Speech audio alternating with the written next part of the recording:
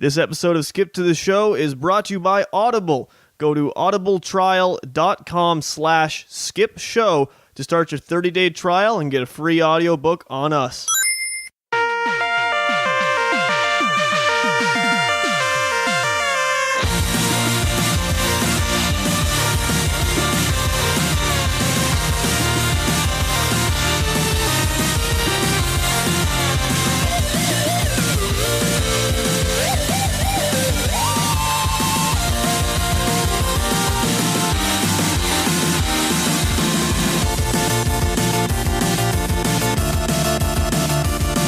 Several of them do. What's it to you? Fuck off. How many beers do you have left? 5. God damn it. Why? There's gonna be a lot of doing this the whole fucking time. Oh yeah, I can do this for as long as I want. God damn it. Welcome to Skip to the Show. Hey. Hi everybody. It's been a while. We missed you. It's nice to be talking to you again, as we can't hear you, but No one talks back. It's fine. Welcome to Skip to the Show. I am your host, the webmaster of skiptothescore.com, Justin, and who is back in the kitchen studio? It's me. Nice to meet you, everybody. I'm me. It's Clinton again. Your dad. Yeah, I literally sired all of you. So, this episode, just the two of us, because Peter's being lame, and I'm too busy. I've got exams. I mean, everyone gets busy, right? We all have exams. I shouldn't be doing this. I definitely shouldn't. Things on the site have been a fucking wreck for the last 2 months. I've had no free time. I barely live at home anymore. You watched me clean this table off, the table that's meant for eating. Yeah, I haven't put food on this table in quite literally 4.5 months. I walked into the kitchen and he was cleaning off a table that had clearly never been used. Fuck no, my parents paid good money for this table. Anyways, so what we decided to do for this episode, given the lack of time in preparation, I say that Preparation at the start of every single episode is like, I'm sorry I didn't prepare more. One day I'll actually prepare for one of these fucking things, but not today. Any of you guys out there, if you really want to write a script for a podcast, do so. No, the best stuff happens off script. Fuck it, we'll do it live. We'll do it live. We'll do it live. Fuck it. We're gonna do it live. Do it live right in your fucking face, pussy.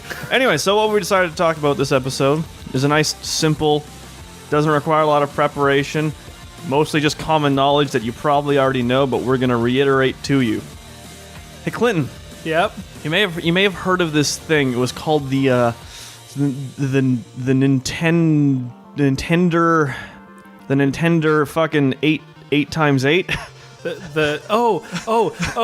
You mean the N46? The Ultra Super Nintendo? We're talking about the fucking N64. Fucking N64. People. Why not? May as well do an N64 episode. Maisel. I had to think, I'm like, it's only our 8th episode. It's a little bit early to be doing this, and I realized, no, fuck, we've been doing this for 8 months. It's not. Yeah, time has flown, and everybody loves the N64. Any of the fans listening in are gonna love to hear our take on a fantastic system. The first one that brought 3D onto the market. Well, not first, but nah, with rendering of actual in processor 3-dimensional solids. Maybe not first. Which one came first? Motherfucking PlayStation 1. Oh, yeah. PlayStation 1 wasn't really doing 3D yet at the time, but the PlayStation 1 does predate the N64 by almost an entire year. Yeah, but actually, no, a little more than a year. Weren't they rendering 3D images and then saving them as frames and then animating them? Yeah, something like a lot of stuff was done as what you would call now a 2.5D, one of those kind of dealios. Side scrolling, but in a 3D environment. Yeah, that's a lot of what it was at the time, or just straight up just almost Super Nintendo kind of games, Wild Arms, which is a fantastic JRPG. I swear to God, it's great. You and your JRPGs. I like a few of them. Shut up. But yeah, Wild Arms, which, for all intents and purposes, it's a glorified Super Nintendo game that came out on the PS1 in 1995. Weird, but the fuck, God damn it, the Nintendo 64 released in North America on what day? I don't know what day, but it was 19 years ago, I think. Not or 19 20. years. 20 years ago. 20 years! 20, that's a joke for nobody. I mean, Peter might listen to this at some point. You won't. If you're Bryce Smooth, stop listening. Fuck you. Anyways. Yeah, 'cause Yes. I remember when the memes started rolling around, because we live in the meme era, and there was one where saying, "Hey, the Nintendo 64 is 18 this year. Finally, you're allowed to blow its cartridges," which you should not do. No, well, officially no. It like the grossness from your mouth will corrode all the terminals. You're supposed to get in there with a Q-tip and rubbing alcohol. Speaking of Q-tips, that's what to bring this up. You know how you're not supposed to use Q-tips in your ears? Yeah. They're literally supposed to be for anything but that. Yeah, because you can fuck your ears up by using them. You can. I think they're more for inserting up your urethra, but you know what? That's just me. I think it's for delivering suppositories, getting right up in your ass pussy. Yeah. Swabbing things of that nature. Anyways, so I didn't expect you to get it, but it's a bit of a trick question. The Nintendo 64 officially launched in North America September 29th, 1996. Okay. Okay. It came out in Japan in June of that year. I was one. I wasn't even one yet. I was almost one. Not to date myself. I was 17. Fuck, we've done it. We've done it in every episode. No. When you edit this, you're going to have to cut that out. No, I'm not going to. That would take effort and time that I don't have. So, it officially launched on September 29th, although, due to, let's call it, a bit of a systematic retail fuck-up, a non-insignificant amount of N64s were actually sold and distributed to the public on September 25th. So, realistically, and this wasn't me, I was less than one. A lot of people, mostly in the States, did get an N64 4 days early. I mean, good luck fucking playing anything on it, but... Yeah, like, That's what would have been sweet. released other than, like, the launch titles? Nothing. Yeah, exactly. Well, I mean, duh, because Well, of yeah, launch, that's the whole sorry. idea of a launch title. Yes, so, September 29th, 1996, it lived a technically long life, although not realistically. It lived long in the Nintendo world, kind of. I put it this way, as far as being actually sold in stores, being produced still, the N64 was in North America, officially discontinued November 30th, 2003. So effectively a little over 6 years. However, let's all just be honest with ourselves. The Nintendo 64 was pretty much dead after 1999. Yeah. The only things of any note that came after that were Majora's Mask and motherfucking Paper Mario. Which is one of the last titles to release The on it. second last one, if I'm not mistaken. The very last one, I think, was a Powerpuff Girls game. I I'll need to or double check that, but if my memory serves me correctly, that was the case. That's hilarious. Yeah, I can remember as a kid, because I got an N64 late in life because, I didn't get a release one at 1 year old. And I was always like a generation-ish behind. But I got an N64 and we used to just go to the Hawk shop, which is the local pawn shop, and they would just sell, like, there would be 5 games in a bag for $2. Like, got a crazy amount of games. It was great. I'll admit, I actually came into ownership of my very first, my very own N64 to call mine at 18 years of age. During first year. Because up until that point, I especially in the earlier days, I never had a lot of gaming stuff. Art and Sue weren't super down with it, Yeah. etc., etc. And I remember Peter. That's why I kind of wanted. I wished he was here because Peter had one. For the longest time we were growing up, and I'd hang out with Peter and get to play a Ocarina of Time on his N64, maybe a little bit of Smash Bros. Right? Yeah. And it was one of those like awesome things that only existed at friends' houses, right? So it was a fucking treat when you got to. Yeah, that was me with the GameCube. The GameCube, I never had one, but everyone else had one, so it was like the holy grail that I was able to find at my friends' places. The N64, I think I got all of my N64 at auction sales and yard sales. Actually, I don't Pretty much. I bought because I wanted to play Donkey Kong 64, so I needed one with the expansion pack, and I bought one in box from the Hawk Shop. Nice. Box had never been opened. It was sweet. You should have left it not opened. I should have, but I wanted to play. I didn't buy it to not play it, and I was a kid. That's true. Yeah, and they had like 6 of them. So I'm of the mind of that. I bought mine at a garage sale in Grand Marais, the United States. Came back with it across the border, and the border guard said, "What'd you bring back with you?" And I said, "Well, I picked up an N64." And he said, "Nice." That's awesome. I got mine there, and since then I'm not as heavy as into it now as I used to be, but there was a time where I was playing exclusively old things, so I really expanded my collection. So my N64 has the expansion, is currently sitting upstairs, hooked up to a 12-inch CRT television, the way it's meant to be played.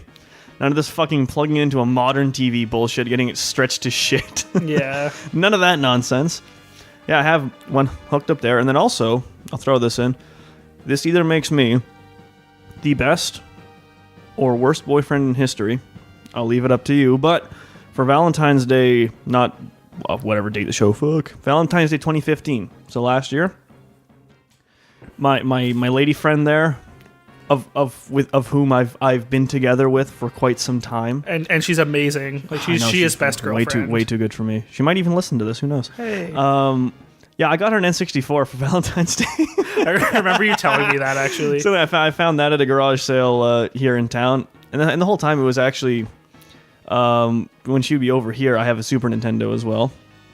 Actually, I got that in America, too. Do you have Skulljagger? No. I don't have much for the Super Nintendo, but when she would be over here, it's like she would either, at some point during, I don't know, our date night or whatever you want to call it, she'd wind up like fucking upstairs with the 12-inch TV there, and she'd either be playing Donkey Kong Country, because I have that for the Super Nintendo. Donkey Kong Country is a fantastic game. And I had Mario Kart and Mario 64, and same thing, because this, building memories, is for her when she was like 4, going to her babysitter's house, and babysitter had Mario 64, so she's like, oh, childhood, right? Mm-hmm. So eventually, yeah, I just fucking bought her own N64 and Mario 64. That's awesome. Yeah, I only ever played Mario 64 at my cousin's house when she would babysit us, and finally in second year of university, one of my friends had 2 copies of it, so she kept the copy that she had her fully finished save file, and I finally got the game. Like, I've beaten the game before because it doesn't take that long, and I beat it emulated, but I'd never beaten it full 120 stars, so I finally did that last year. And the other cool thing, because you brought up Donkey Kong 64, was they had Rare, the company, had gotten their hands on a special computer for 3D rendering, but the Super Nintendo couldn't handle how in-depth the 3D images were, so they would take like days at a time to build 3D models, render them, and then screen cap them frame by frame, and then animate them 2D. That's why all this stuff in Donkey Kong Country looks kind of advanced for its time, is because they spent like forever building a game basically backwards. Like normally you would, like in today's modern era, the engines are rendering in 3D, so you can build a 3D model, have it render it real time, and away you go. But back then the N64 wasn't capable of it. It was capable of, polygons and the graphics and all the what have you bullcrap that's gotten way better over the years. But Donkey Kong Country, in my eyes, has stood the test of time because it's almost like sprites. They're well animated, they're simple, they're well lit. There are a few art styles in games that'll look pretty forever. And yeah, I'd throw Donkey Kong Country up there as being one of them for sure. I also am always a champion for Wind Waker. Wind Waker will never cel-shaded art. Never not look amazing. Yeah, but we're talking about the N64. We're talking about the N64. Fuck. So can you believe this guy? Jesus. Anyway, don't worry, he can't hear me. To bring it back to the launch of it a little bit. So, test your memory, test your might. Okay. What price did the Nintendo 64 launch for in 1996? $249.99? Pretty much. It launched for basically $199 US, which conversion rate at the time for Canadian dollars winds up being about $250-ish dollars. I just feel like I remember seeing on that box of the one that I bought. Generally, yeah, Nintendo, weirdly enough, almost every Nintendo console, I think except for like the Virtual Boy, maybe, I don't even remember how much that fucking thing cost, but pretty much every Nintendo console has launched in the price range between $250 and $300 for, Canadians. Always in there somewhere. Interesting. The Wii U being towards the higher end of that, the Wii U is basically $299 Canadian. Still kind of is for some fucking reason. Yeah, it's because they want it to live, even though the Switch is coming out. Whoa, the Switch! Get fucking hyped. I don't want to talk shit about the Switch. I'm going to buy one. Oh, yeah. Yeah. It looks like it's fun, useful. Don't worry. I don't have a home like theater console. Don't worry. Yet. It'll get delayed. March 2017, my fucking ass. It's going to come out in August. If it'll come out for Christmas 2017. August. I'm confident in that. But anyway, so just to satisfy some curiosity. So, came out for $299. Sorry, not $299. $199 US dollars. How much do you think that is in US or Canadian? I'll leave it up to you. How much do you think that is? Adjusted for inflation? Well, besides, yeah, pretty much. How much is that in today money? In real money. In post-Donald Trump presidency money. That's a topical joke. I don't know, like $400? 300? 400? Are you going Canadian or American? Canadian. Okay, you're pretty fucking close. Adjusted for inflation, it winds up being in the ballpark of 415 Canadian dollars. Wow. The 90s were a simpler time. Yeah, no doubt. I mean, no kidding. Soda was $1. Consoles weren't so fucking expensive. Only you 90s kids will remember. Oh, 90s kids. Remember MTV? Oh, no, fuck. What's the inflection for that? Remember MTV? Remember Goldberg? That's also topical for wrestling fans. Hashtag only 90s kids. Only 90s kids will remember WCW. Man, at some point, hashtag's going to be a thing of the past. Remember hashtags? Exactly. No, the universe will suffer a heat death before those get old. Anyway, so the N64, though, I think it is really interesting to see how like the development cycle of it played out and the weird and wacky going-ons at Nintendo that led to the creation of what they had been calling, before its release, the Ultra 64. Yep. Why 64, Clinton? Because it had 64 bits of RAM. Fuck, man. I miss those old days of Nintendo where they would title things after like weird physical attributes. So you got the Nintendo 64-bit. Wow. Yeah. Wow, that one. Or and the other of my favorite of Nintendo's qualities is when they come out with a new console, all of their titles will have like Super Mario 64 or Donkey Kong 64, and then there was Super Metroid and Super Mario Brothers. Yeah, I can get it with the Super Nintendo. That's fine. The N64 was kind of weird, but the other one I love too, though. Think about it: the Nintendo DS, the Nintendo Dual Screen, which led everyone on to like just slap more things onto that name. The new Nintendo 3DS Extra Large. Yeah, or the DSi. Do you remember the DSi? That was a thing for a hot minute. Fuck, dude. I was at Shoppers the other day. I went to go see the lady friend. They're still selling DSIs there for $200. What? Yeah. I bought my 3DS for less than that. Yeah, I'm like, that's worth less than a quarter of that. You can't use it for anything. The DSi had a couple downloadable like things. The 3DS has the camera. Well, the camera's fucking useless, but whatever. Well, I mean, you can do the fun like face swap virtual reality bullcrap. No one did that. I did because no, you didn't. Yes, I did. Anyways, want to fight me? Fucking Nintendo 64-bit. Another great one I loved is remember fucking Super Mario RPG. Yep. Super Mario genre. That's the title of it. I love Nintendo fucking naming. It never gets old. But essentially, do you remember the name of the company that basically made the N64? So what's Nintendo? It's like everything Nintendo does hardware-wise. It gets contracted out. Yeah. It's like Nvidia is the guy. Nvidia is building the Switch. I know, that's so cool. I can't wait to see it. Which is great. But no, I don't know who built the hardware N64. Dude, Silicon Graphics. Oh yes, SGI. Fucking. I should have known that. SGI, man. Yes, they were the outfit in charge of essentially building the Nintendo 64. just to pull some facts and some figures that I think are interesting and hilarious. The SGI CPU that they designed for the Nintendo 64, they were really proud of it. It only consumed 0.5 watts of power, which meant you could sell it for $40. It's great. It's just so adorable looking at old tech specs. Yeah, and they're like, 64 bits. Was it bits or bytes? I think then they might have still been calling them bytes for some fucking reason, which is not correct. 64-bit would be the term.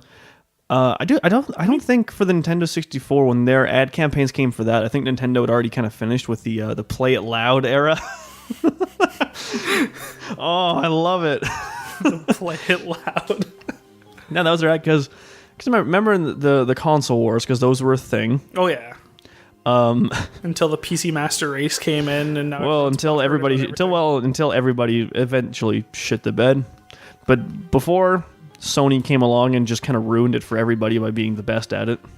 And it was all Nintendo versus Sega, fucking Super Nintendo versus Genesis. The Saturn had yet to die or exist, but they did both of those at the same time. Ooh, shots fired. But Sega. Oh, so you were the worst.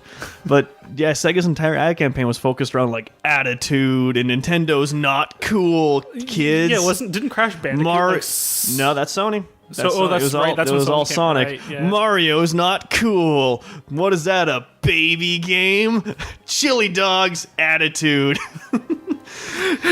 Chili dogs, man. Well, gotta go fast. And to be fair, it's the most '90s thing ever. But for its time, it was fine. And then Nintendo tried to fire back, but at the end of the day, they're still like way more family friendly, I guess is the term. Always have been, yeah. So when Sega is doing their, early mid '90s ad campaigns of Nintendo's not being cool, and, farts are great, all this kind of stuff, they just seem like maybe not the cool kid on the playground, but a kid on the playground. And Nintendo's like your dad trying to be cool. Play it loud. Oh. Play it loud, yeah. Did you see in the last Olympics when the guy from Japan came up dressed as Mario, the president of Japan or whatever? Oh, yeah. Whatever their why not? Fuck leader it. is.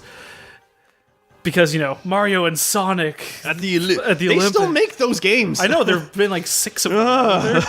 Gross. Anyway, so I'm gonna pull some tech specifications of the N64 for you. Please do. Just for lols. Just for the laughs. So yes, the CPU, which we established here, only consumes 1/2 watt of power. 64-bit NEC VR4300 with a 24 kilobyte cache. And what do you think the clock speed was? Take a guess. Come on. In what unit?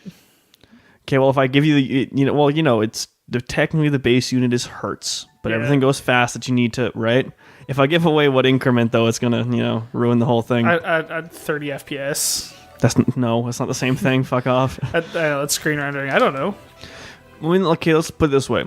So Rads per second. in my MLG mustard rice mobile over there, the CPU I have in that, I didn't even pick a particularly fast one either. Actually, it's probably the most low key part on the computer.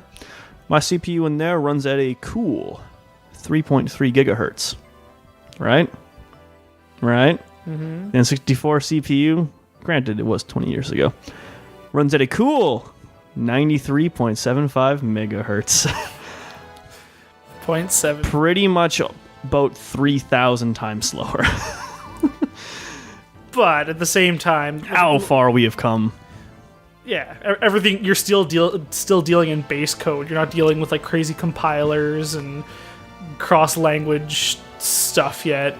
You know what I mean? It's finally starting to render in 3D, but it's not like there's 3D engines that you have to learn to encode out of and recode into. And how about the graphics card? Card in air quotes in the N64. I don't have a clue what the graphics spec would be. Oh, I'm not going to quiz you on this one because that would just be cruel.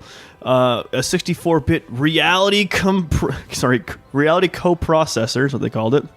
Ran at a speed of 62.5 megahertz, which fraction-wise that winds up. Usually GPUs run at about 2/3 the speed of your CPU would.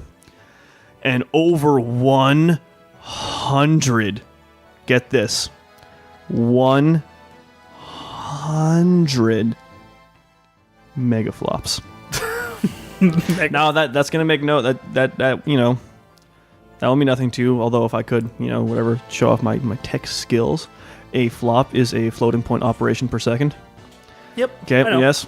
Megaflops, which is equivalent to 10 to the power of 6 flops. Yep. All right. That's what I hate dealing with floating point numbers versus integers. Ugh. That's what it ran at. Okay. Now, my computer, not quite at this level yet, but GPUs that are starting to get made now, like the shit AMD's rolling out this year, they run at levels of petaflops, 10 to the power 15. Mm-hmm. Fuck's sakes. Yeah, if there's one thing I know, it's prefixes on numbers. I need to get better at that.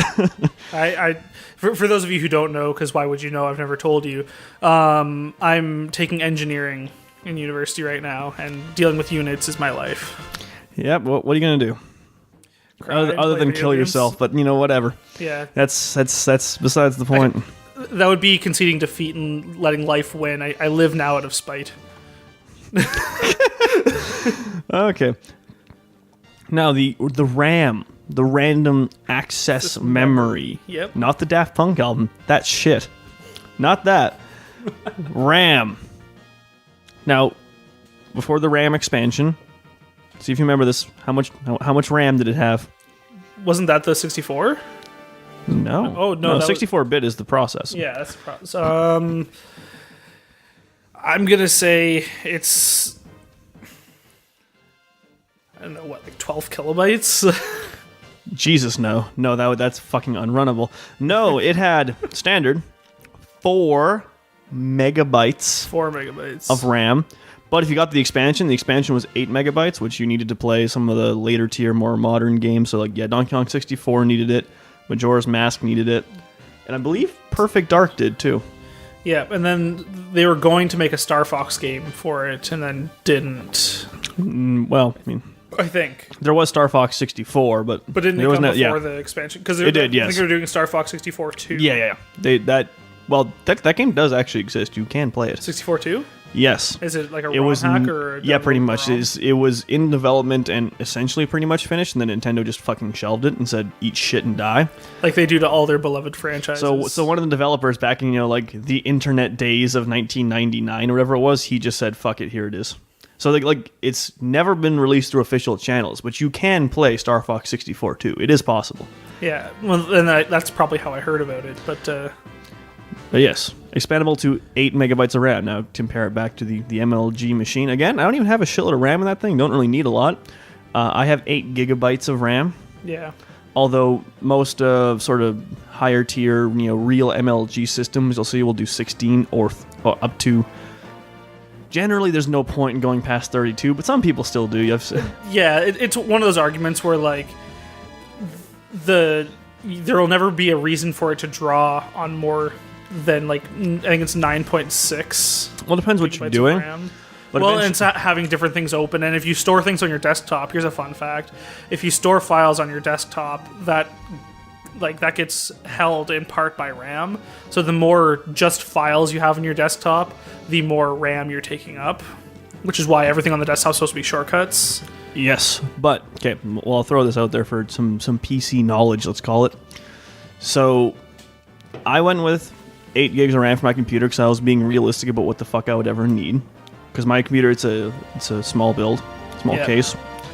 Micro ATX, it's great. Highly recommend. And I was putting a bit of a heavier duty for the time graphics card in it. No, graphics card had the one I have. It's a GTX 970. 4 gigs of VRAM. So the absolute most that thing is capable of drawing is half of my overall RAM. Generally, that's a ratio you don't really want to exceed because the CPU is going to pull some, everything else is going to pull a little bit. So I could get away with doing 8, no problem. I'll bottleneck the CPU before I actually wind up hitting fucking 8 gigs of RAM. Yeah. So it's fine. When people go up more, people who do full-size ATX builds, they do multiple graphics cards, SLI them together, and then all of a sudden now you have more video RAM. Stuff that if you want to run in 4K, you need to get high high VRAM cards, so you can get ones that pull 8 gigs each. And then you're basically Yes. dedicating different circuits for each. Yes, here's a problem with that. This is my own philosophy on it. When you start doing that you're throwing around a crazy, retarded amount of money, and the returns start to diminish quite quickly. So for what I built there, one graphics card, only 8 gigs of RAM. I can run anything that exists pretty much, 60 frames a second, ultra or high settings at 1080p. No worries, easy peasy. And why do you need more? Well, if I want to do 4K, but the problem is, I've seen some fucking retarded builds people have done where they go out and they buy several, someone posted one on Finder the other day. They had 4 GTX 1080s in it. Those cards cost $800 each. 4 of those, and then of course you need fucking 100 and something gigs of RAM to run all of them. It's yeah, okay, so you do 60 frames a second in 4K. Is that really worth the extra $4,000 fucking price tag? Nah, don't think so. This is why we need to return to the simplicity of the N64. No, well, yes, on occasion it's fine, but yeah, everything can run on an emulator. Don't worry about it. It's great. Well, that's one of the fun things is people are with programmable microprocessors and stuff now, and Raspberry Pis and whatnot. People are building gaming cabinets and just emulating. I realize emulating is unethical, but everyone does it. So it's not unethical. Or it's illegal someplace. I don't know. There's some reason that you're not supposed to do it. I never cared. So. Well, copyright laws, but in a lot of cases I look at it as is this something that is available for me to go out and purchase by normal means? And if the answer is no, which it usually fucking isn't, then I don't feel bad. That's how I slice it. But anyways, yeah, you can do some amazing things with Raspberry Pis. Technically speaking, that's all that fucking NES Mini is, really. Yeah, that's exactly. And people fucking there's none of those left. People went so crazy over those. There's none left. I didn't even think they shipped yet. Oh, they shipped. Did they? It was people are crying foul because it's Nintendo did a manufactured shortage of them right? And actually, no, I think more, to be honest, I think they actually just didn't know how popular they were going to be. They're sold, people are trying to flip them on fucking eBay for a couple $1,000s a piece and everything. Jesus. I was talking I recommend, instead of doing that, go buy yourself a Raspberry Pi and an old NES machine and fucking way easier. Program it to, because then it's not stuck with 30 or 50 games. You can literally put every single Nintendo game that's ever been the ROM downloaded off at its price tag. I think it's great though, because when those things aren't being sold for several $1,000s, they're $70. I was gonna buy one. Yeah, but actually, the lady friend, because she works at Shoppers Drug Mart, which they do carry electronics, which everyone normally forgets. They got 2 of them in. And she was going to set one aside for me and get it for me for Christmas, and then the manager sold it because someone came in and they were apparently very fucking. Give me them both. Give me them both. Give me one of those kind of types. So I'm a little miffed about it, but that's people gotta calm down, man. It's they'll make more. Yeah. Oh yeah. It's fine. They'll make more. It was like the fucking Smash Bros. GameCube controllers that they weren't going to make more of, and then they made more. Well, they didn't make specifically more Smash Bros. One, but they made more of the GameCube adapters. Well, yeah, it's fine. And then third-party ones came out, and there's going to be more of them. The moral of the story, Nintendo, is people care infinitely more about your old shit than anything you'll ever do from now on. Yeah, and they should learn how to make a fun new sequel that's in the same world, but learn how to not rely on their... Fingers crossed, Breath of the Wild. Yeah, Breath of the... Fingers crossed. I think we can all hope that Breath of the Wild... And whatever that new 3D Mario is, that's totally going to happen. Yeah. I mean, I'm stoked. Yeah. I hope it's not like some of the recent Mario titles. Anyways. I actually really enjoyed Super Mario Galaxy for being weird and different. Anyways, I mean, we're getting sidetracked very easily in this episode, but that's fine. I think if you don't like it, comment, subscribe. I think we'll throw to a quick break, and when we get back, we should talk because we haven't really yet. I think we're going to talk about some of the exclusive N64 games that really made it okay. Yeah. As well as some of those games that are worth a shit ton. That no, there's none of those really. There are. No, there's not. Fuck off. Going to break.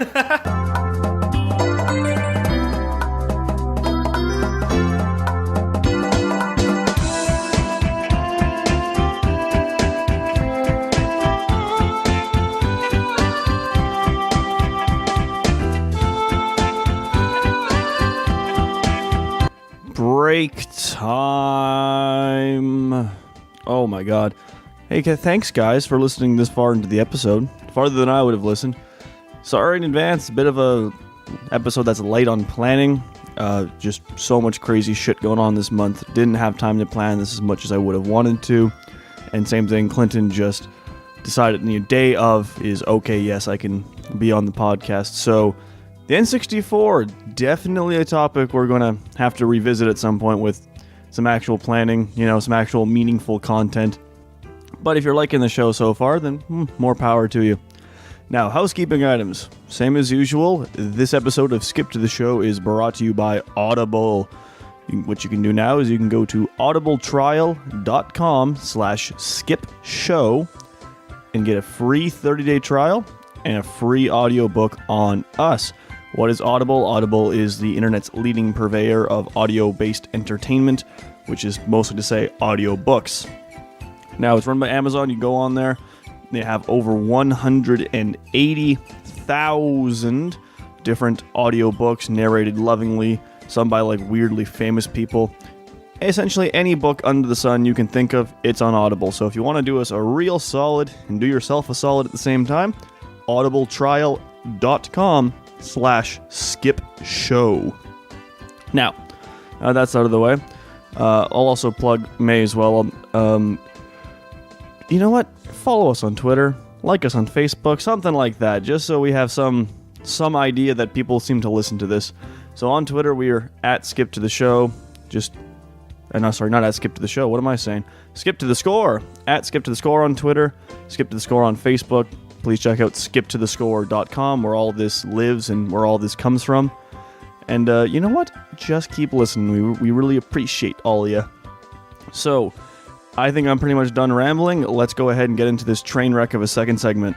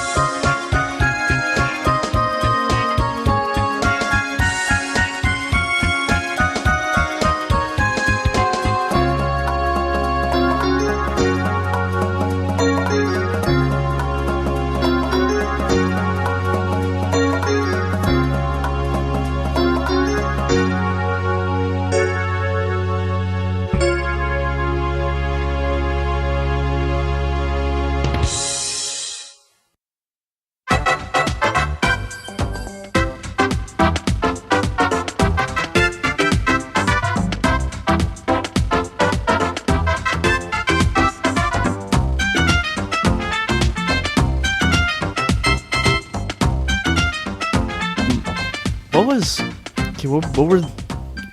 Fuck, there was a bunch of those books, and they all had great titles, and I'm trying to remember... Captain Underpants and their... they were all alliteration. Yeah, the super long titles. Yeah. I'm pretty sure they...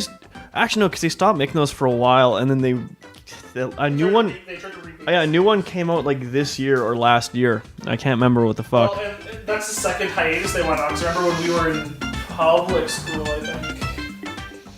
Yeah, there's the Adventures of Captain Underpants, and then Captain Underpants and the Attack of the Talking Toilets. Okay, I had... Captain Underpants and the Invasion of the Incredibly Naughty Cafeteria Lady. Dude, it's fine. I have the Wikipedia page open. I have the Wikipedia page open. Come back over here. I may or may not be recording right now. Was the one that I may or not be recording right now, so it helps if you're closer to the fucking mic. Well, why are you recording us talking about Captain fucking Because Underpants? it's a great way to come into the second segment. No, it's not. This has nothing, literally zero things to do with have you never listened to this show? It's you gotta learn how to segue. Because there's Captain Underpants and the Big Bad Battle of the Bionic Booger Boy, Part 1, The Night of the Nasty Nostril Nuggets. I remember, yeah. I had that, and the Part 2, The Revenge of the Ridiculous Robo Boogers. I had those two. I had the Perilous Plot of Professor Poopy Pants. Is that one? Yes. The Plight of the Purple Potty People. Yep. I had almost all of them. I think I was missing the first. Because that was the last one. Well, so that was the one that came back from hiatus actually. Because the Robo Boogers ones, the last one that was 2003, 3 years off. Come back with the Purple Potty People. 6 years off. Come back in 2012, and they've been going one a year since 2012. What's the? Do they have the like graphic novel spinoff one there? It It was the one that was like following the kids, the black kid and the kid with the like weird, gross. Well, there's Super Diaper Baby. There's a Super Diaper Baby spin-off. I do remember Super Diaper Baby. Super Diaper Baby, and then the last ones that they came out with last year had the sensational saga of Sir Stinks-a-Lot. There's also the tyrannical retaliation of the Turbo Toilet 2000. Fuck, man, childhood. I love that. So, like, who comes up with that shit? Like, that's their job. Dave fucking what's his name there? Pilkey. That's it. Dave Pilkey. Pilkey. Use that pop filter. I'd let him have my babies.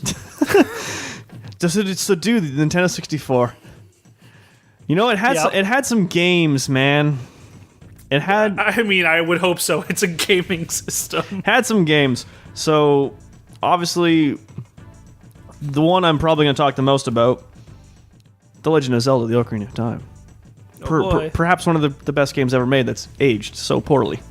Yeah, one of the best games in its time, though. Like, if you compare it to everything else in its time, it was leagues ahead. Ridiculously far ahead. So, that's what I'm talking about. Because, you know, much like every other Nintendo system, the N64 really fucking...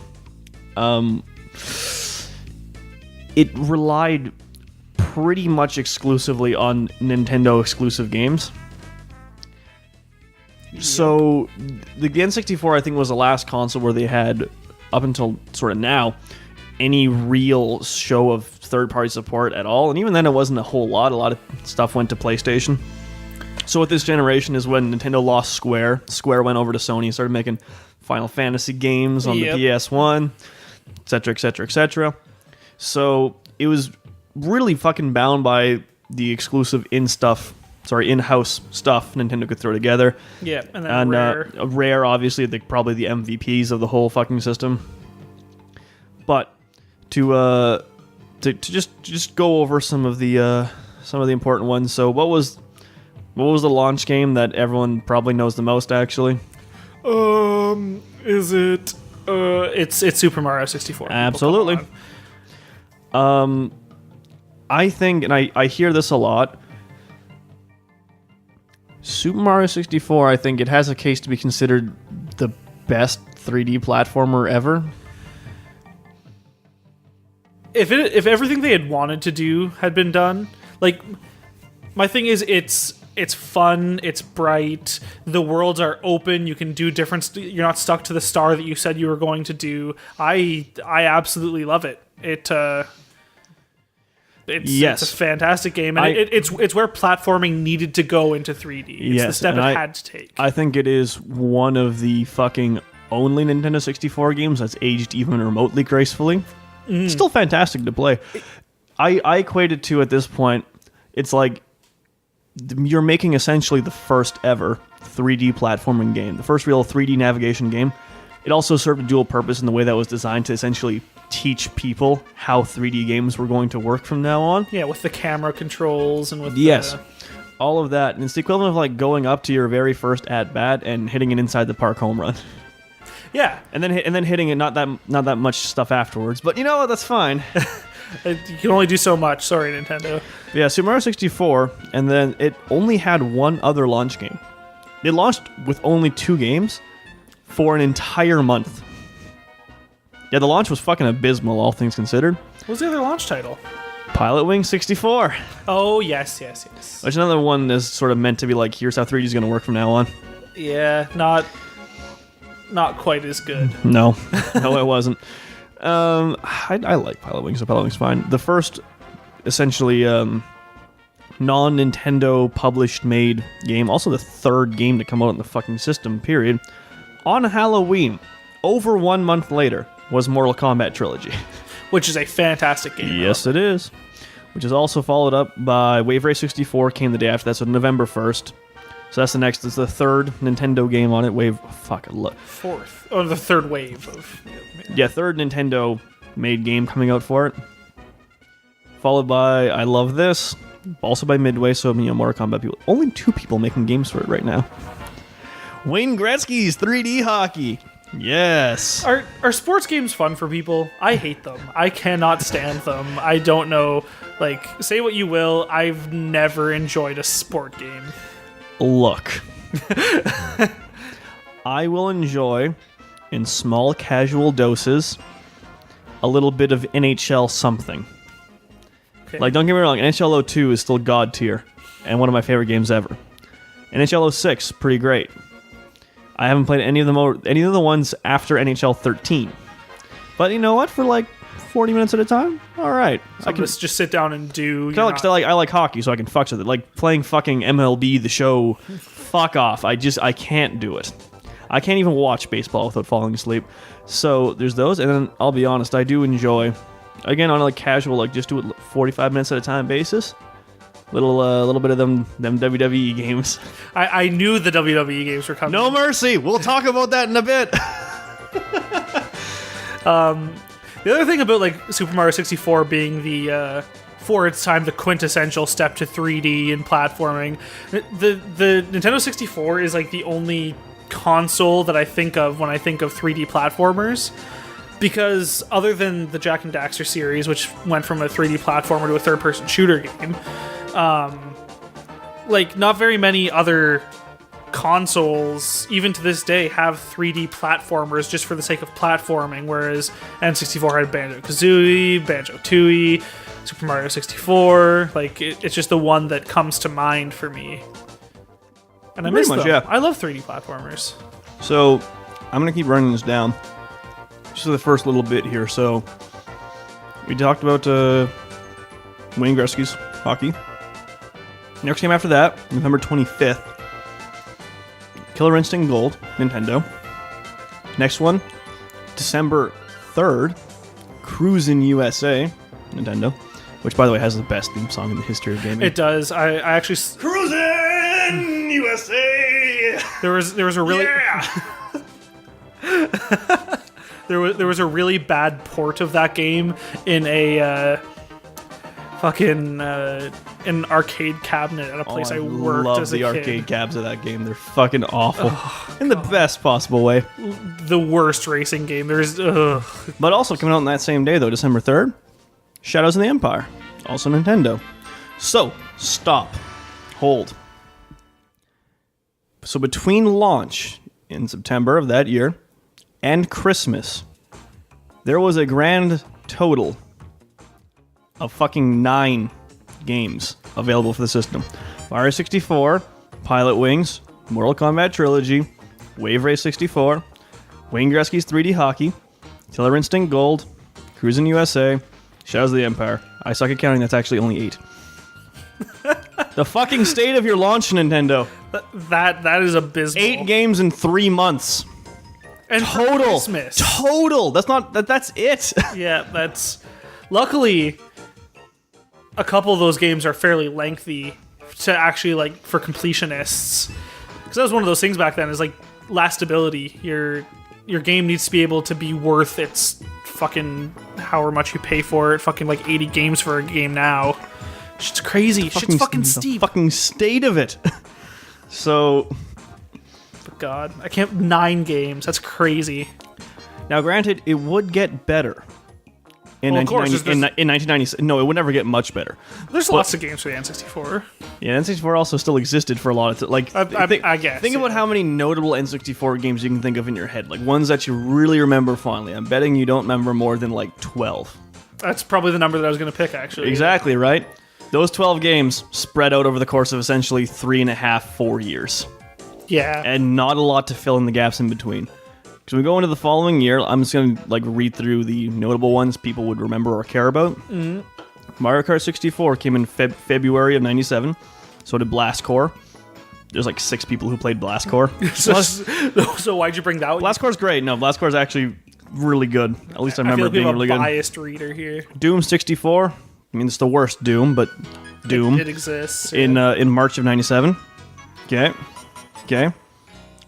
July of 97, Star Fox 64. All right. GoldenEye in August of 97. GoldenEye. Over 2 years after the movie came out. Fucking cheers. Yeah. Now, Clay Fighter 63 and a third. Yep. September of 97. Also, for any of you guys listening, if you want to check out the 7th episode of Skip to the Show, we talk a little bit more about GoldenEye and all James Bond games because it is the 007th episode. Good plug there, I like that. I'm getting better at this. Skip to October, Duke Nukem 64. November, Diddy Kong Racing, which is terrific. Great game, yeah. Bomberman 64, also November. That game's fucking horrific, but it's like really rare, so. Yeah, I was going to say, it's like one of those ones that's worth $1 million fucking Yeah, dollars. it's the only reason why I'm really mentioning it. And that's because it's so rare because nobody wanted it. Yeah, good one. And then, yeah, that's it for 97. For notable games. I'm For notable There were a ones. couple ones you missed there that nobody Dude, I played. missed Wayne Gretzky's 3D hockey in 1998. Wow. Fuck. If I'll go on to 1998, which also had a couple of choice games in it. Like, what game? I'll get to it, don't worry. Just list them out because I don't okay. have I'm really bad with dates. First notable one of any remote fucking value, Yoshi's Story, March of 1998. That game is fucking weird. Oh, it's very weird. I like it though. The like it looks unfinished, but it's still like an actual like, you know, Yoshi's level game. So like the gameplay is fine. It just looks so. They were trying for like a claymation sort of a deal, but everything was just really gross. Yep. Fun to play, but just weird to look at. Oh, I really like it. There's that. Okay. Also in March, later in March though, Quake. OG Quake, cool. A lot of people probably won't really they'll know the series, they probably won't know this game, but I'm a mark for these fucking games. Also end of March, 1080 snowboarding. Again, You ever hear a 1080 Avalanche on the GameCube? Remember, GameCube is the one I missed. Fucking excuse me. No, 1080, well this one was made by Nintendo. It's a snowboarding game, fucking obviously. It was the pinnacle of it until basically SSX came along. Okay, I've heard of SSX. SSX Tricky! And fucking Ubisoft just made Steep. It's coming out in a couple weeks. Cool. I played the beta, it's quite good, actually. I liked it? it. Oh yeah. I liked it. I don't $80 like it. I like $45 like it. You know. Spoiler, That's a good metric. Spoilers for the review. Look for it later. Okay. Oh, here's a game for you. Came out in 1998, April 16th. Okay. Mystical Ninja starring Goemon. Fucking love that game. Any of you guys listening who haven't played Mystical Ninja starring Goemon for the N64, fucking emulate that shit. I don't care. It is quirky. It's fun. It's a fantastic game. The music, the everything, it's just fucking awesome. Imagine you mix Mario and Zelda and make it as Japanese as you possibly can, and that's what Mystical Ninja starring Goemon is. Both those are already Japanese. Yeah, but like, I know. they're like, this is literally like, it's set in the Nihon. It's set in Japan. A part of Japan goes flying into space, and you have a space robot battle. Shit's fucking awesome. You gotta play that. One of my favorite games. Soundtrack's amazing. Story's amazing. It's quirky. It's fun. I mean, I'm a bit of a weeb, so... Fucking weeb master over here. I've got that going for me, but I played this game and loved it before I ever watched anime. Or before I watched anime. So what you're saying is this game's fault that you're a weeb? It might be. It might be. Okay. Leave a comment in the comment section below fucking if you weebs. think I'm too much of a weeb or not enough of a weeb. Dirty fucking weebs. I might check it if Justin reminds me. So. No one comments, it's fine. Moving on. If we tell them to comment, they might comment. No, they won't. I've tried. Moving on. May 31st, 1998. Banjo-Kazooie. Love it. Yes, Banjo-Kazooie is great. Banjo-Tooie, not as great, but still good. Yeah, Banjo-Tooie was fun. I wouldn't call it a good sequel. But I mean, at the end of the day, though, Banjo-Kazooie was always the poor man's Mario 64. Yep. So were most games of that era, to be honest. But it was a different story, different characters. It was fun. It was 3D platforming. It was just fucking fun to play. Now, next one of note, though, I'm not really going to count it. Pokemon Stadium in August. Only in Japan, though. Wouldn't come to America for a while still. Okay. So- Love that game, too. It is terrific. Dude, WWF Warzone, August 11. That's Actually, I have that game. it's not the best. WWF Game of that era. That's No Mercy. No Mercy is still the pinnacle. Still the best wrestling game ever. Yeah, I do have Warzone. I don't think I've ever played it. It's just sitting in my N64 collection. Okay, Body Harvest in September. Some people remember that. Mm-hmm. It was like would it be fair to call it the first GTA? It might be. I don't know. I might never be. played. I just know things about it. It might be. But September 30th, 1998. F-Zero X. Great game. Ooh! I mean, fun. Lots of fun. The best racing game of that era, Oh yeah, period. by far. Which Well, I would mean, let- Diddy Kong Racing. Which would then lead to F-Zero GX, one Which of is my the best, one of my yeah. all-time favorite games, and I'm on record on this show. What episode? Episode 3, Nolan and Derek, calling F-Zero GX the greatest racing game ever made, and I fucking stand by that. Yeah, you can say what you want. It's difficult. It's challenging. It's fun. It's fast. Wow, maybe you should try fucking getting good then. No, a fun game needs to be difficult and challenging. Like, people are like, oh, games are too hard. Like, game's supposed to be hard. Like, you're not supposed to just be able to breeze through a game. Fucking F-Zero GX was one of those games where you were going fast, and if you fucked up, you died. Gotta go fast. Exactly. Well, you gotta go fast. Gotta go fast. Wow, chili dog attitude. Getting into it. He's going through it. Next, I mean, I'll count this as notable, I suppose. Wipeout 64. Sure, November. Sure. November 3rd. Yes, cool. It might be fun. I've never played it. Okay, now here's we're gonna get to a killer's row of 2 games in a row that are good. Are you ready? Are they gonna knock my dick off? Yes. November 17th, 1998. Huh? Rogue Squadron. Oh yeah, Rogue Squadron. Yeah. It took you 3.5 fucking seconds. I thought you said row something. I was like, huh? Rogue Squadron. Okay. I also have that game. Good. But we'll put a pin in that because we're gonna move on to something far more important. A mere 6 days later. The Legend of Zelda, Ocarina of Time. Yep, that's a. The one game everybody bought the system for. Here it is, literally 2 years later. My God. Cool. So, Fucking so much fun. Ocarina of Time, like I'll say this just because I'm going to talk some shit about it being so late. But it's one of these days I give Nintendo a lot of shit anytime they announce anything. Because I said, cool, can't wait for it to come out next April. Regardless, like, they'll be like, oh, it's going to come out in June. Not next April. Because everything gets delayed. Usually Like, a lot. Just don't fucking announce it. Like I can understand some stuff getting delayed here because it happens, right? Oh yeah, a delay happens. That's part of the production cycle. But there's something to be said when pretty much everything you announce that's supposed to be a big deal consistently is delayed 9 months. Everything. Maybe just push your schedule back 9 months. Or well, let's do 6 months, and then if you only delay it 3 months, it's not as bad. Whatever. But yes, so Nintendo, you gotta have some realistic deadlines. so around man. the time, yeah, Make that Gantt chart. when I hate that class. Fuck. I have to take that again. Well, so as operations management 2. Fuck, I'm taking that class. I hate it. Yeah. But anyways, Not such a fan of project management. fuck off. Anyways, but when the N64 was announced, or like originally announced, of course, what are you going to show off this console with? Here's a little taste of Mario 64, which actually fucking came out at launch. Cool. Fun fact. Every 3D Mario since that is supposed to be a launch game missed the launch. Every single one. Probably gonna happen. That's why I have no Switch. faith that that one's gonna make this one. But so that, and then of course, early Ocarina of Time stuff. Cool. 2 years late. Yeah. To be fair, I think they delayed it ahead of the launch of this console and said 1997, and then eventually it was a Miyamoto, I want to call that, we need to put this in the oven a little bit longer to really polish it out, make it amazing.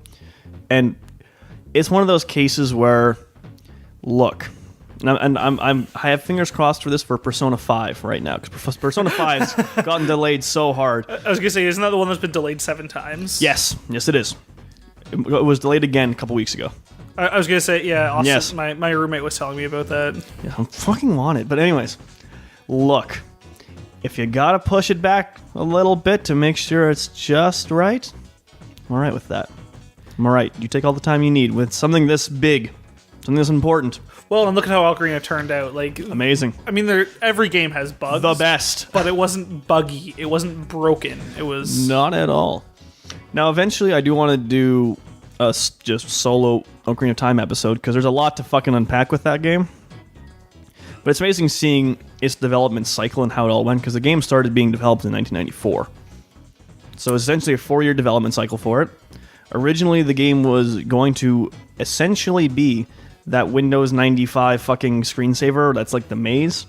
It was going to be like a first-person dungeon crawler kind of simulator. Like, say what you will about, Miyamoto and everything, but, shit starts spitballing and then, no, let's try this instead. No, let's try this instead. And that was a big part of where most of that game came from. One of the most notable things, like Epona. Epona is the reason why the fucking open Hyrule field actually exists. Because it says, so we want Link to run a horse. We want Link to have a horse. Well, what's the point of him having one if there's nowhere to use it? Fuck it. Hyrule Field. Well, then they made her plot important with getting to... As you do. Yeah. But the idea, I think, was at some point some artist fucking drew Link on a horse, and then, Miyamoto was like sat back and like lifted his glasses and just... He just like dropped his shades a little bit and was like... This. Get this man a raise. And that man went on to become... So, I don't know. I was gonna say like Koji Kondo, and I realized that would make no fucking sense. No, Koji Kondo. That man would go on to become Aonuma. No, that makes no sense either. Yeah, he's probably a cuck. Fuck! God damn it! You knew it was coming. At some point in the episode, yes. Okay, let's put a pin in Ocarina of Time just for now, because I'm going to keep going. Yeah, we can talk about it in a different episode. Keep look forward to it, dickheads. All right. Just kidding. Moving on to the next thing that is remotely important. The fucking South Park game, which was in December of the same year. Dope. Always great. Recently, side note, as of the recording this, I started replaying through Stick of Truth. I love Stick of Truth. Well, it's happening on my laptop, so when I go to the classes I don't want to go to, I just sit at the back and hope no one looks, because that game's fucking horrific to bystanders, right? Yeah, it's NSFW. Oh, very much so. So I just sit at the back and just, don't pay any attention. Do that. Great game. Moving on again, December 31st, so New Year's Eve, which is a fucking ballsy day to release a game in America, considering nothing is open and no one would go buy it. Castlevania 64. Castlevania 64, like the worst one. The worst one, yes. Well, Simon's Quest is also like historically fucking. Well, awful, it's just weird. It's the same. Again, I want to talk about this on its own episode, but of that era where the idea of a sequel was like, to game designers at the time, was no, we can't do the same thing twice. Everything needs to be drastically different. Why Castlevania 2, nothing like Castlevania 1. Zelda 2, nothing like Zelda 1. Mario 2, nothing like Mario 1. Yeah. Yeah. Anytime we start talking about sequels, especially because we talked about Castlevania and then Ocarina of Time, all you listeners out there should go check out Ego Raptor's Sequelitis. I don't necessarily agree with his opinion, and not everyone does, but he does like start to think about sequels in a very critical way that got me thinking about like, I don't know, like game design and sequels and like how a sequel should be and stuff like that. So they're worth a watch. Go check them out. They're pretty okay. Fuck that. Now, okay, that was December 31st. Next notable game, April 26th of 1999. God, Smash Bros. That is Smash Bros, which is its own episode. Let's not get it twisted. Gigantic gaps in fucking time. Oh yeah, because after that, then in May you got Quake 2. If you care about Quake 2. Do you? Now, I don't think you do. Also, Command & Conquer was the same day. Now, here's something. Same day as all those, May 31st. Superman 64. Yes! Game about flying through hoops. The worst!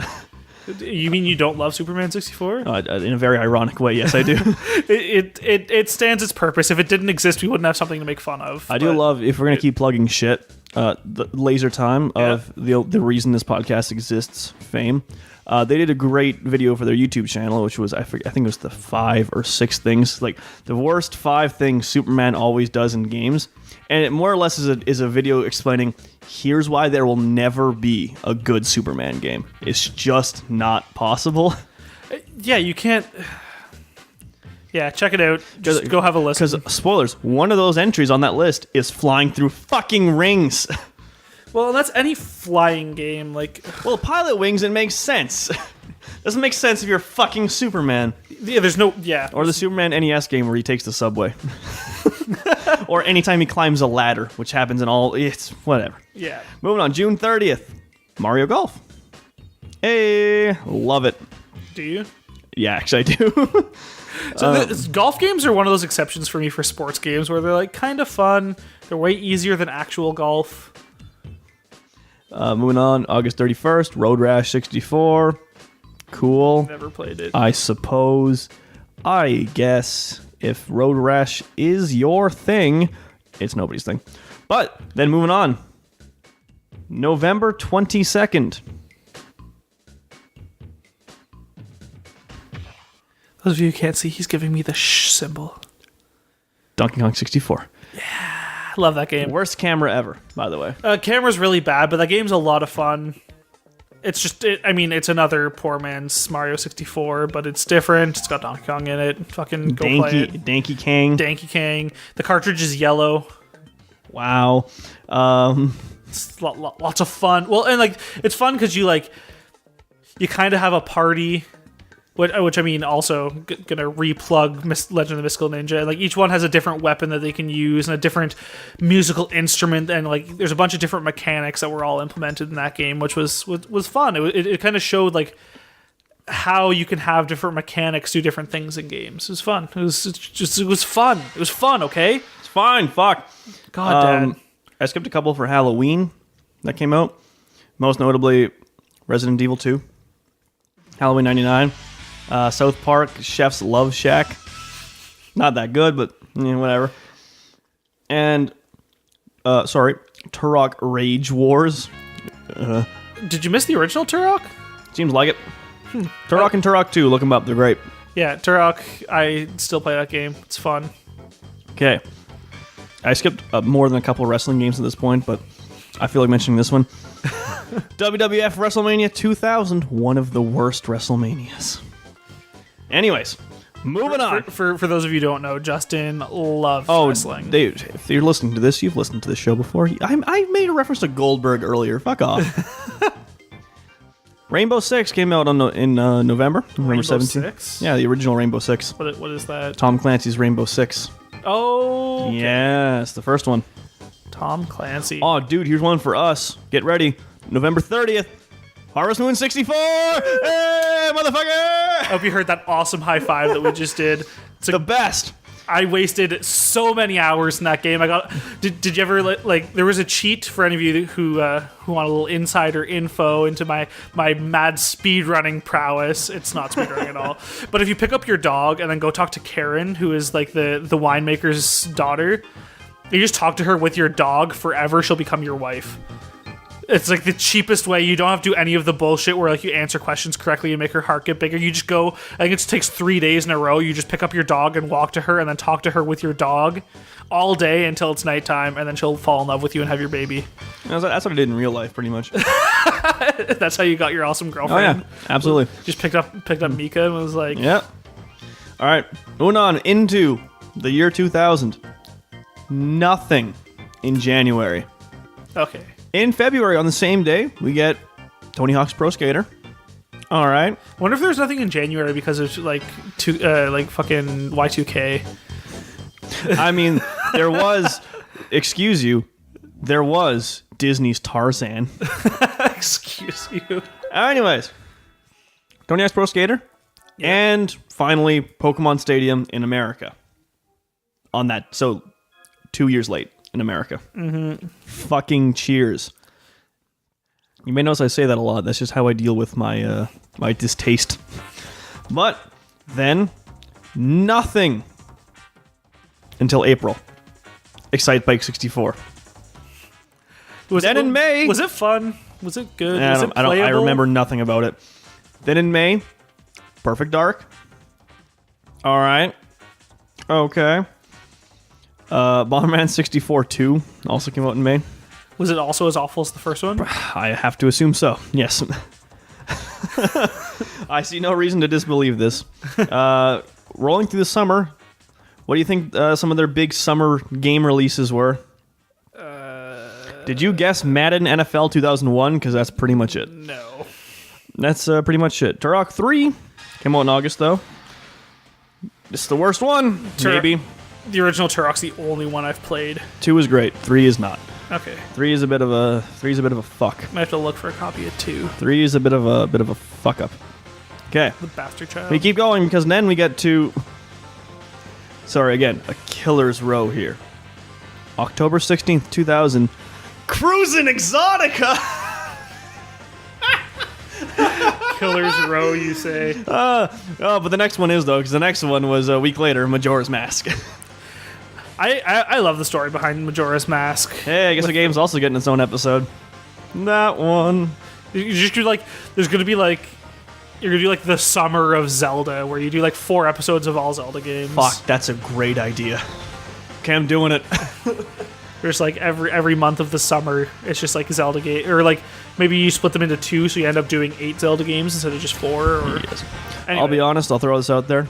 It is also, by the way, sitting up in my N64 right now. I'm going to leave it with this. We're going to move on because I don't want you to argue with me. I think Majora's Mask is better than Ocarina of Time in every single way, shape, and form. Oh, shit! Moving on to the next week. The world is not enough.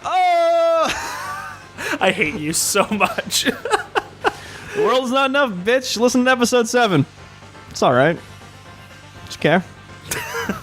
It's my feelings on that one. Anyway, let's get this ball rolling. People are probably fucking... Majora's Mask is amazing. Fuck you. It's the best. It's the best. Yeah, there is nothing else for the rest of 2000. That's it. That's the end of it. Wow. I mean, there's Spider-Man 64, if you want to choose to remember that. I don't remember you do. Moving on. The last real notable release. February 5th, 2001. Paper Mario. And so it does. Well, I mean, Conker's Bad Fur Day came out a month later. Conker's Bad Fur Day was an interesting... Yes. Do I call it a game? I guess it was a game. It was interesting. If you haven't played it, go take a look. I don't know, watch a Let's Play. That's what you kids are into these days. I don't fucking know. But okay, and we'll finish this out just to feel sad. The final, I don't know, 8. Let's see how good I am at counting. Games for the N64. Are you ready? April 8th, 2001. Dr. Mario 64. Gross. May 6th, 2001. Mario Party 3. August 21st, 2001. Tony Hawk's Pro Skater 2. Okay, remember that. That's going to be important.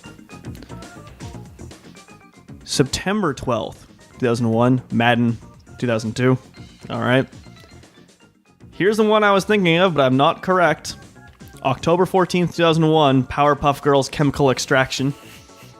Okay. yay. November 27th. Razor Freestyle Scooter. November 28th, NFL Blitz. So this is 2001, right? Then, August 20th, 2002, Tony Hawk's Pro Skater 3, the last N64 game.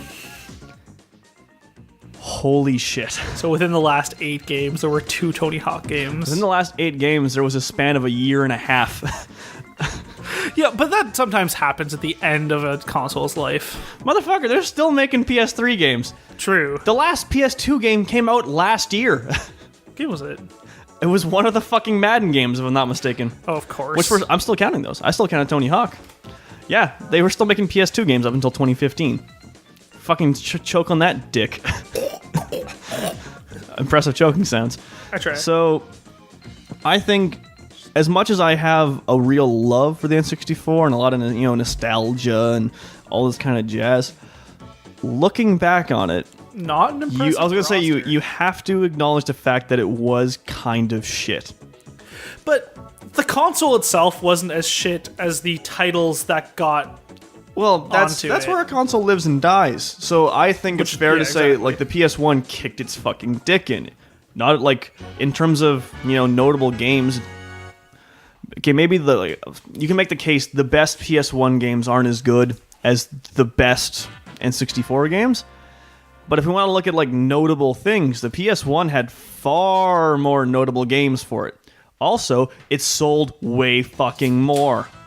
It just did. It was better. And then we move on, and then Nintendo would continue the trend. GameCube, underpowered compared to the other consoles. Yeah. Fewer exclusives. Didn't sell a fucking quarter as many units as the PS2 did. The Wii, even more underpowered compared to its competition. But motion control. And also did sell more. Sold more than the rest of them. Didn't touch the PS2 still. PS2 is still the PS2 is fantastic though. Still the best-selling console by a fucking mile. I loved my PS2, and I remember when you could buy them for like $50 because like the PS3 came out. But I bought 2 of them for $40. Exactly. Love it. But like brand new, like in box. Well, no, but Yeah. no. So I'll put it this way: because it's about time for us to wrap up. Aww. My dick. Looking back on it, yeah, the N64 was pretty shit, but so what? So what? It's fun. I don't know. I don't know about I you. realize I say that a lot, but shit's fucking fun. Just go play it. I don't know about you, but I'm gonna go play Majora's Mask and make love to my girlfriend. I'm not gonna do that. Just kidding. I'm only gonna play Majora's Mask. She's gonna be really mad if she hears that. And he would be really mad if I made love to her. Yeah, I would be.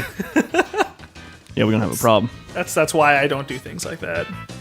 So you know what? If I'm gonna plug some stuff before we go, I probably like your should. dick in my ass. Yes, get that right in there. But before we do, we gotta make some time to pay the bills. Hey, if you like what you hear, you should check out skiptothescore.com. It's where all this stuff happens, where the magic is. Also, if you're hip and trendy and all over them social mediums, you can follow Skip to the Score on Twitter at Skip to the Score. You can like Skip to the Score on Facebook. I'm pretty sure it's just facebook.com/skip to, whatever, just search it. You can like it, then you can comment. I got the name on lock. Yeah, go ahead and comment, subscribe. I don't know, fuck off, do all that kind of shit. See if I care, fight me about it. If you're getting this on the iTunes, make sure you leave a review. And other things that popular podcasters will tell you to do. Anyways, you want to follow me on Twitter? I'm at JurstonRob. Mostly I am just a meme machine with a heavy undertone of depression and existential despair. Glenn, where are you these days? Well, I don't know. I'm around. I'm here. I'm there. You can find me at ClintBav12 on the Twitter machine. I'm sometimes a twit and I tweet. Not that often, but I see something funny, I'll retweet it. I'll share it. Sometimes I'll get drunk and post something, and you guys can all laugh at my my silliness on the Twitter. So go ahead. We'll be doing that tonight. If you want Hey. to, I didn't mention it, but if you want to figure out exactly when this show is posted, go find Clinton's last drunk tweet. That's when we're recording. So anyways, this has been episode 8 of Skip to the Show. Woo. What the fuck was that controller, by the way? And we'll see you later, fuckers! Everyone.